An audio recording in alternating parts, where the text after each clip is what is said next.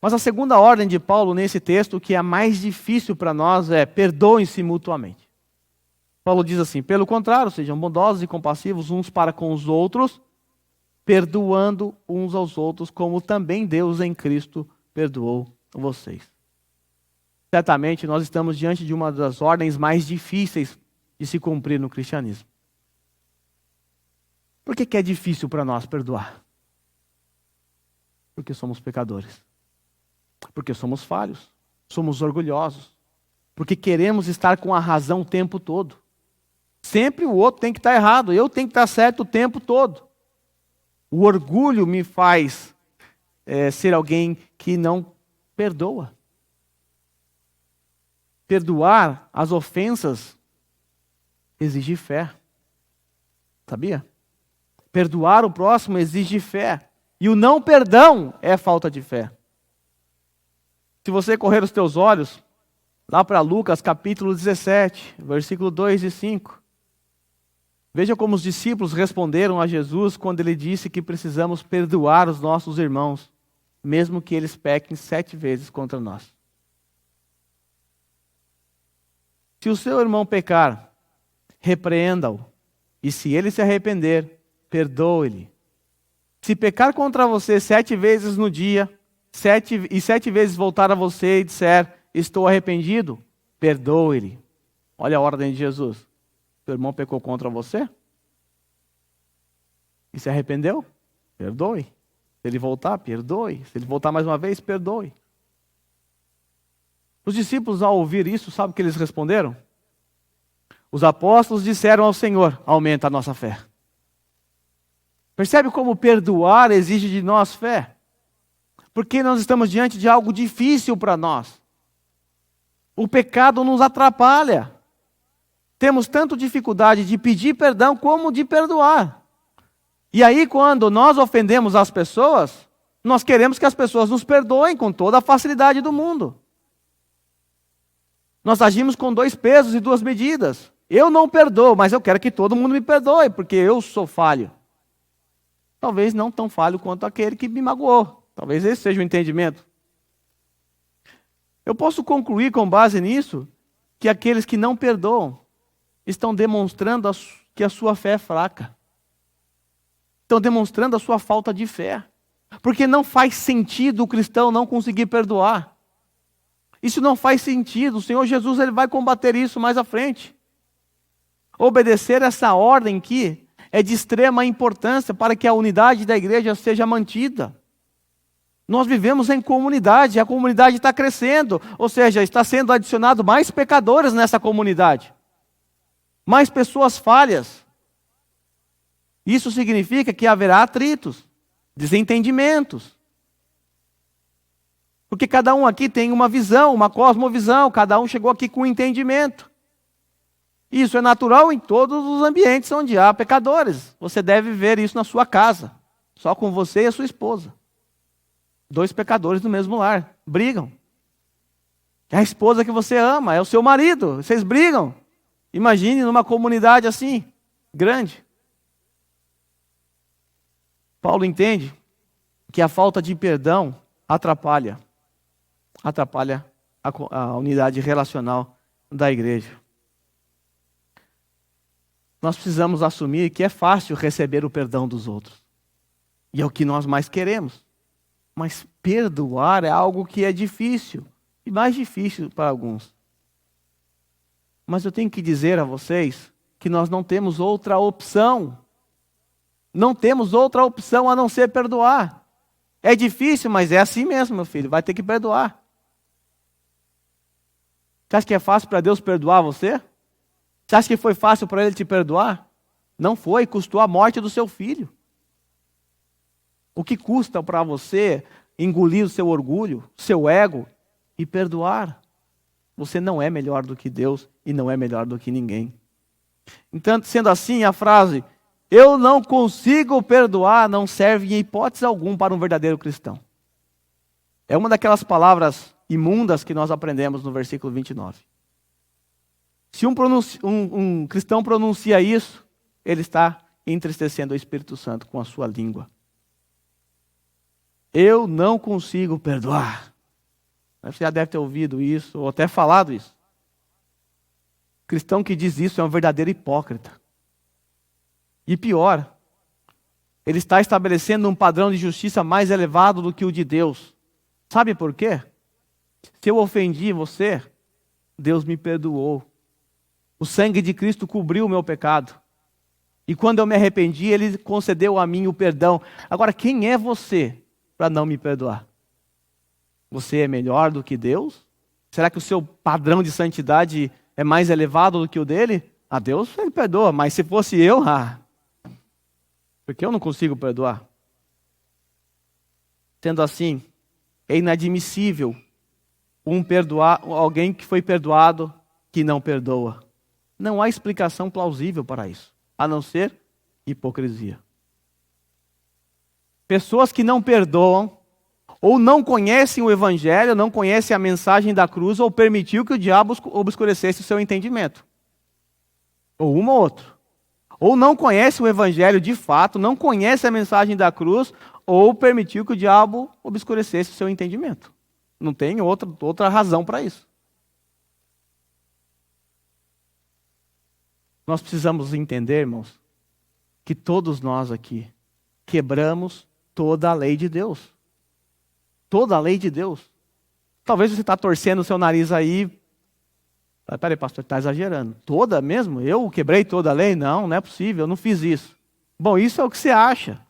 Não é o que a palavra de Deus diz. Lá em Tiago, capítulo 2, versículo 10 a 11. A palavra de Deus nos diz assim: pois quem obedece toda a lei, mas tropeça em apenas um ponto. Um ponto. Se você não tropeçou em um ponto na sua vida, você perdeu o bonde para o céu, porque você não deveria estar aqui. Se você tropeça em apenas um ponto, torna-se culpado de quebrá-la inteiramente. Se um dia você pensou mal de alguém, você já quebrou a lei de Deus por completo. Porque, como eu sempre digo, não são leis de Deus, é a lei de Deus que foi quebrada. Pois aquele que disse, não adulterarás, também disse, não matarás. Se você não comete adultério, mas comete assassinato, torna-se transgressor da lei. A lei é tratada como um todo. O que você acha que deve acontecer com aquele que viola a lei de Deus? O que você acha que deve acontecer? Já que nós violamos a lei de Deus, já que o mundo viola a lei de Deus, o que você acha que deve acontecer? É simples, basta você ver o que aconteceu com Adão e Eva, quando violaram a lei de não comer um fruto específico. Eles foram expulsos imediatamente da presença de Deus. Experimentaram a morte física, eterna e espiritual, porque quebraram a lei de Deus. Adão não matou ninguém no jardim do Éden. Ele apenas comeu um fruto, porque ele violou a lei de Deus. O crente que conhece o Evangelho, ele tem que conseguir perdoar. Ele tem. Por que ele tem que conseguir? Porque ele sabe que o valor da sua dívida era eterna, porque ele também violou a lei de Deus. E aí, por causa disso, ele estava em maus lençóis. Ele estava com uma dívida eterna impossível de pagar. Daqui a pouco nós vamos cantar essa música que fala que a nossa dívida era eterna, como poderia eu pagar? Essa era a nossa dívida diante de Deus. Mas Cristo pagou o preço e perdoou a nossa dívida. Era uma dívida eterna.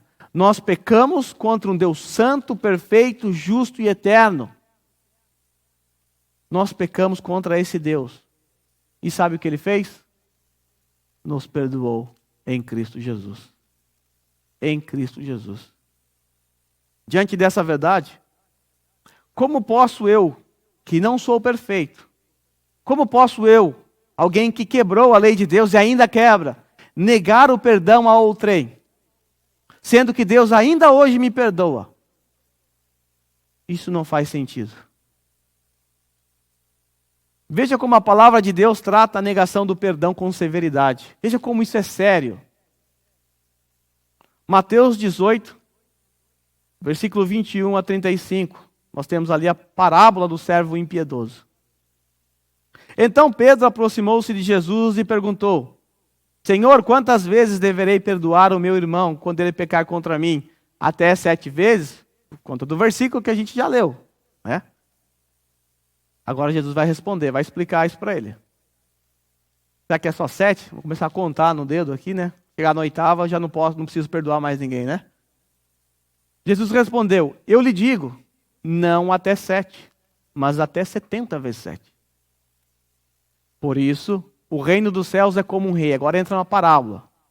O reino dos céus é como um rei que desejava acertar contas com seus servos.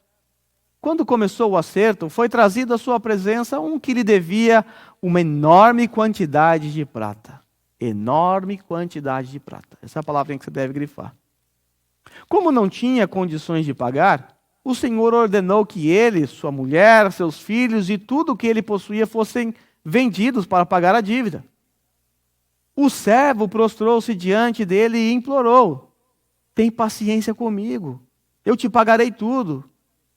O senhor daquele servo teve compaixão dele e cancelou a dívida e o deixou ir. Ele não disse paga depois, ele cancelou a dívida e falou, pode ir, você não deve mais nada. Mas quando aquele servo saiu, o que foi perdoado, ele encontrou um dos seus conservos que lhe devia 100 denários, bem menos do que o anterior. Então ele agarrou e começou a sufocá-lo, dizendo, pague-me o que deve. Então o seu conservo caiu de joelho e implorou-lhe, tenha paciência comigo, eu lhe pagarei. Mas ele não quis.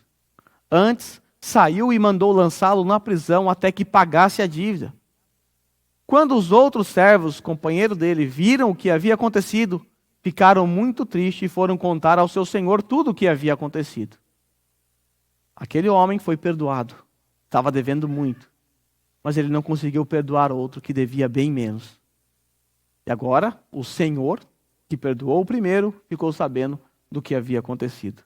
Então o senhor chamou o servo e disse, olha o que é dito para quem não perdoa, servo mau, servo mau. Cancelei toda a sua dívida porque você me implorou. Você não devia ter misericórdia do seu conservo como eu tive de você? Essas são as palavras do Senhor que devem ecoar na nossa mente quando eu não conseguir perdoar alguém. É como se o Senhor dissesse para nós, ei, você não deveria ter perdoado porque eu te perdoei?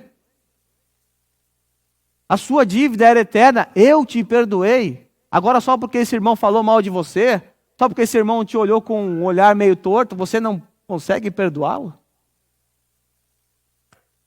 Irado, o seu senhor entregou aos torturadores até que pagasse tudo o que devia. Agora olha a conclusão que Jesus dá a essa parábola. Assim também lhes fará meu Pai Celestial, se cada um de vocês não perdoar de coração o seu irmão. É forte, é pesado isso aqui, mas não é culpa minha. É o que está na palavra de Deus. É pesado para mim também. Mas nós não temos opção. Eu quero que vocês, junto comigo, percebam a severidade da palavra de Jesus aqui. Precisamos perceber, é severo, é duro, porque não faz sentido não perdoar alguém quando eu tive a minha dívida perdoada. Isso é hipocrisia ou desconhecimento do Evangelho.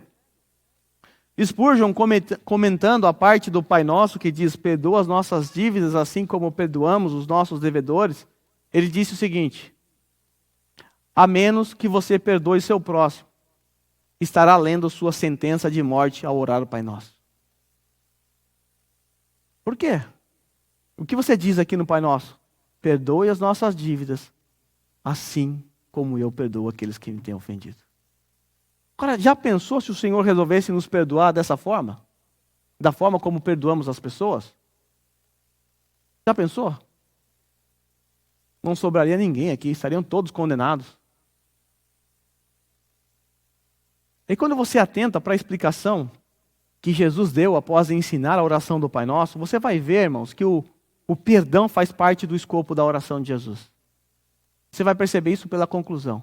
Porque, como eu disse, perdão é algo difícil para nós. Jesus sabe muito bem disso, porque Ele conhece o nosso coração. Veja o que Ele diz em Mateus capítulo 6, do versículo 14 ao 15, após ensinar a oração do Pai Nosso. Veja como o foco de Jesus está no perdão. Pois se perdoarem as ofensas uns dos outros, o Pai Celestial também lhes perdoará. Mas se não perdoarem uns aos outros, o Pai Celestial não lhes perdoará as ofensas. Severo, duro, mas é o mínimo que é esperado de um cristão perdoado. Outro ponto que eu quero destacar acerca do perdão é que ele não pode ser do meu jeito. Não pode ser do meu jeito. Tem que ser do jeito do Senhor, do jeito que Ele quer. O texto diz aí o padrão. O texto apresenta um padrão. O texto diz para perdoarmos como também Deus em Cristo perdoou vocês. Deus em Cristo perdoou vocês. Esse é o padrão.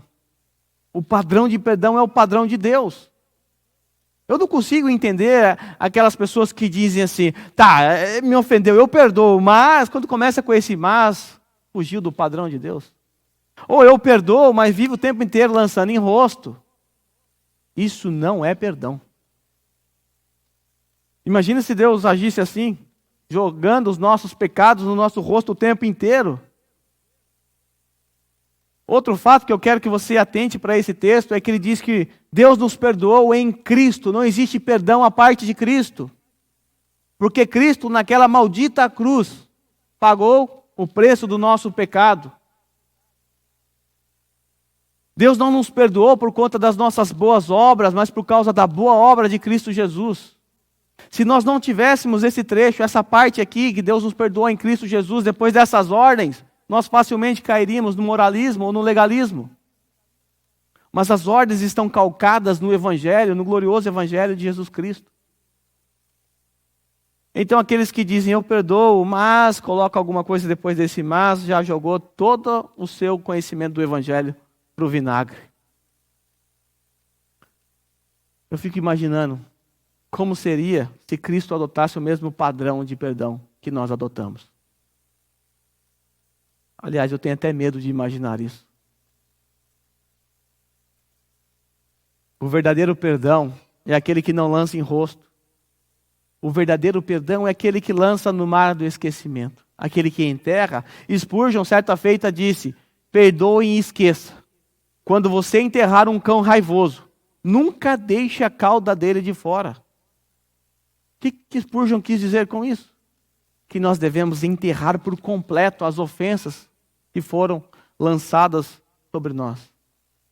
Enterrar por completo. Nenhuma cauda deve ficar para fora. Nenhum pelo. Nada. Tudo deve ser enterrado, porque foi isso que Cristo fez por nós. Ele enterrou todos os nossos pecados naquela cruz.